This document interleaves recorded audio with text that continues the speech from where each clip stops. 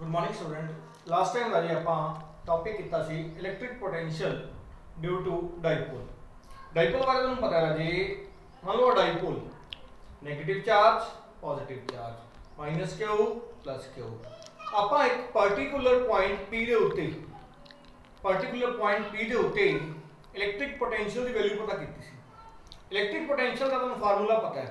Electric potential due two point charge का formula ਤੁਹਾਨੂੰ पता है V is equal to 1 by 4 pi epsilon naught Q by R।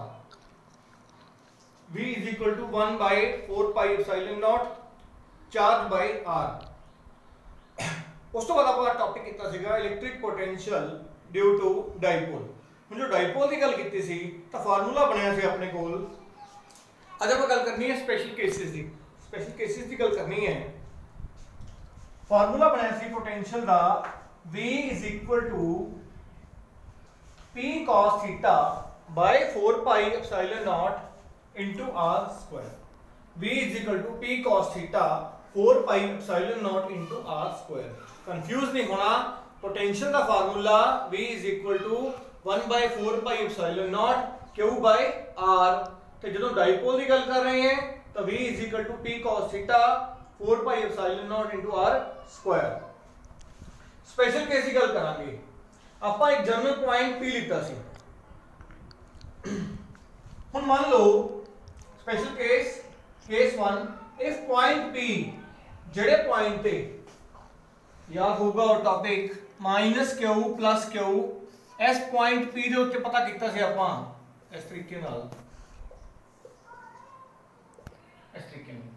इस point P ਦੇ ਉੱਤੇ ਪਤਾ ਕੀਤਾ ਸੀ।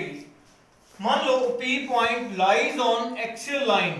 अगर वो एक्सियल लाइन के उत्ते लाई कर रहे हैं। एक्सियल लाइन का मतलब है सीधी लाइन। एक्सियल लाइन का मतलब स्ट्रेट लाइन, सीधी लाइन। अगर एक्सियल लाइन से पता कर रहे हैं तो सिंपल जी गल है, जिहड़ा एंगल बनेगा वो थीटा 0 डिग्री होएगा। Theta 0 degree.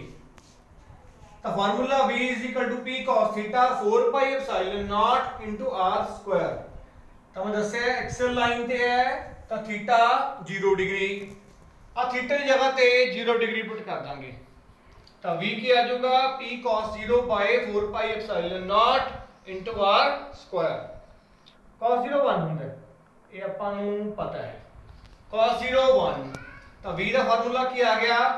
अगर एक्सियल लाइन ते लाई कर रहे हैं V is equal to P by 4 pi epsilon naught into R square। P की है इलेक्ट्रिक डाइपोल मूवमेंट। P की है इलेक्ट्रिक डाइपोल मूवमेंट।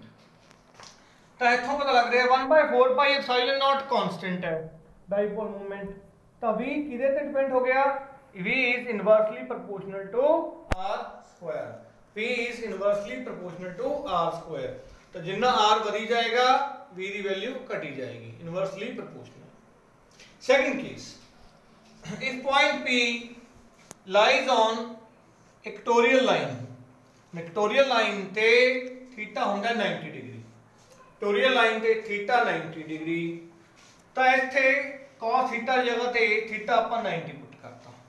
तो ਆਪਾਂ ਨੂੰ पता है भी ਜਿਹੜਾ cos 90 है वो 0 है। आ सारे टर्म 0 बन गई। आ गया 0। तो ध्यान रखना है भी अगर एक्सियल लाइन की गल कर रहे हैं पॉइंट एक्सियल लाइन ते तो V की value inversely to R square आ गया या formula P by 4 pi epsilon naught into R square.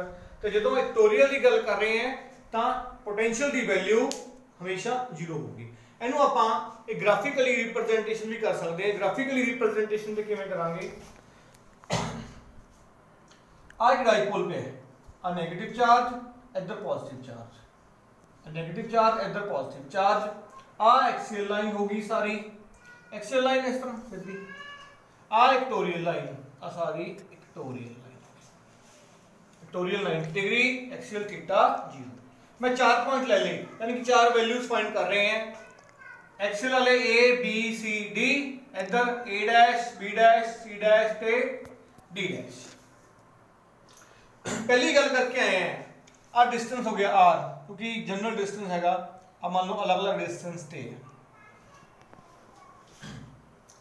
हुण V inversely to R square है एक्सियल लाइन वास्ते। V इनवर्सली टू R स्क्वायर मान लो पहले पॉइंट थे 1, तो 1 दा square v by 1, 2 second point 2 दा स्क्वायर 4, 3 दा स्क्वायर 9, 4 दा स्क्वायर 16।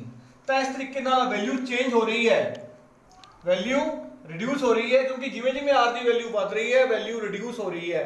पहले ही दस्या है भी v potential is inversely proportional to square of the distance.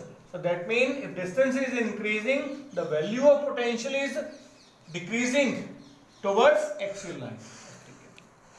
पर इक्वेटोरियल ते चाहे डिस्टेंस जितना मर्जी बढ़ रही है वो वैल्यू जीरो ही होगी, क्योंकि पहले ही गल दसी है इक्वेटोरियल ते जीरो ते एक्सियल ते inversely to r square. So this is the graphical representation of the value of potential between axial line and equatorial line.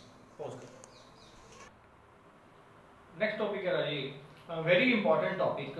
इस तो पहला जो आपा किया electric potential due to dipole, ये जो नेक्स्ट टॉपिक है वेरी इंपॉर्टेंट टॉपिक, 2 और 3 मार्क्स का ये टॉपिक हमेशा ही एग्जाम दे विच रहंदा है। 3 मार्क्स का आपा कह सकते हैं, जो रिजल्ट है वो भी बहुत अगे न्यूमेरिकल दे विच लोड पैंदी है जी। टॉपिक का नाम है relation between electric field intensity, electric field भी कह सकते हैं, इलेक्ट्रिक फील्ड स्ट्रेंथ भी कह सकते हैं, कोई गल है। Relation between electric field intensity and potential gradient. Potential gradient. Gradient की होता है। सब तो पहला तो हम gradient का पता होना चाहिए, फिर पता लगेगा potential gradient की है। मैथ के विच डेरिवेटिव पढ़ते हो, मैथमेटिक्स के विच डेरिवेटिव पढ़ते हो, कोई भी चीज मान लो मैथ के विच तुसी पढ़िया dv by dt, dv by dt, the derivative of v with respect to t, मतलब with respect to time, derivative of v with respect to t, dv by dt, ये भी derivative है v का, but this is not gradient, this is not gradient।